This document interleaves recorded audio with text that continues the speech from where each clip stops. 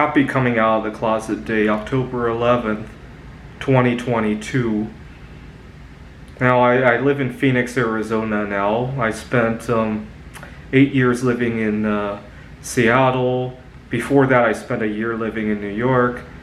Prior to that, I went to school in Rochester, New York. Now, before I moved out to the countryside, Rochester was one of the more accepting places to be solosexual. And to give you an idea of how much I got accepted after I moved here, this morning I recorded a video about some frustrations I had at work.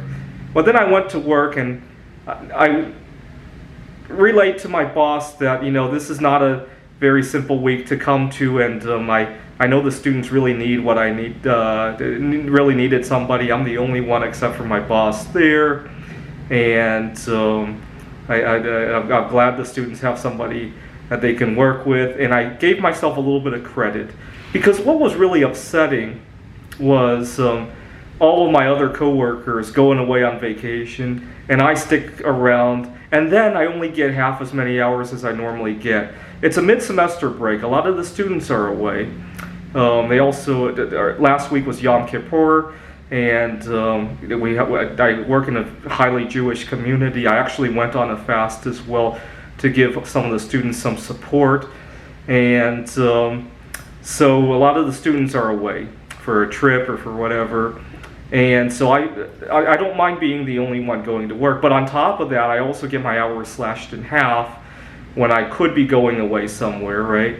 And at first I wasn't terribly happy, but I went to the office today to claim some credit for what I did, and my boss treated me well, so I'll have to rethink about how I negotiate this going forward.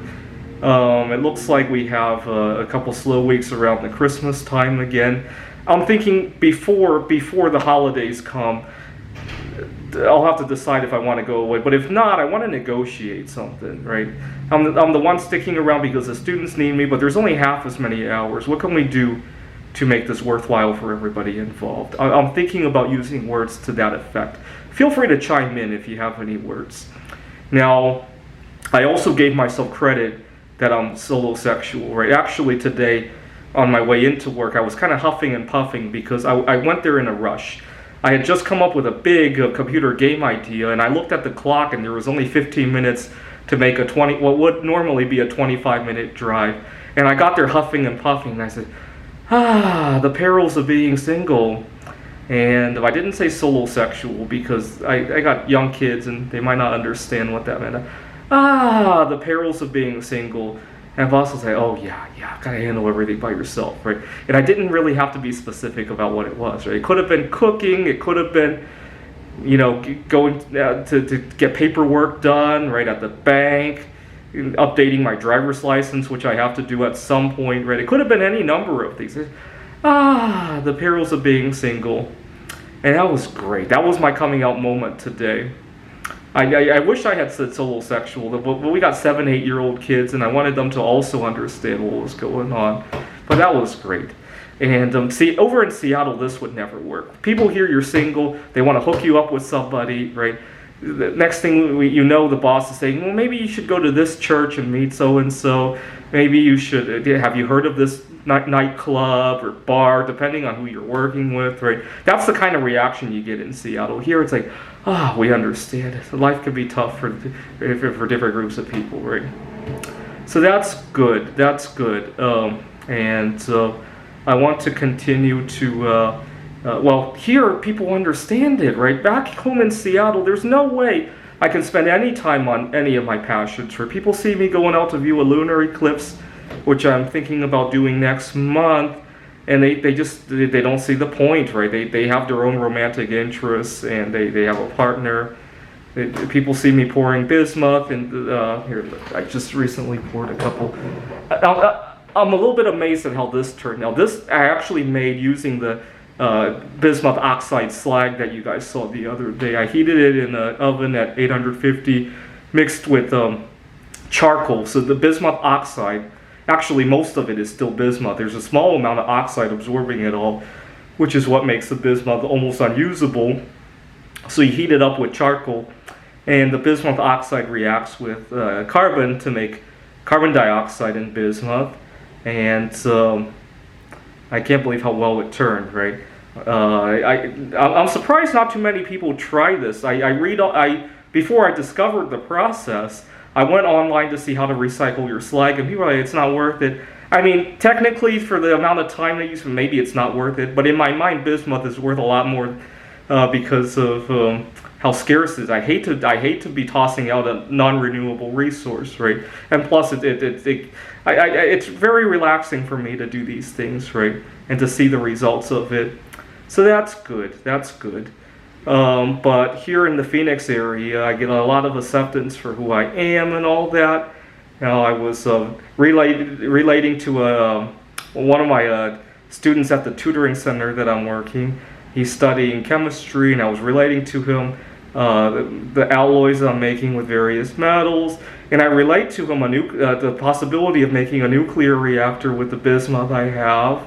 And at first he asked me what my wife and my kids thought about this, and then that was a perfect opportunity. He's 16 years old. That was a perfect opportunity for me to introduce homosexuality, and he completely understood it. Right, over in Seattle, it would never work out that way, right?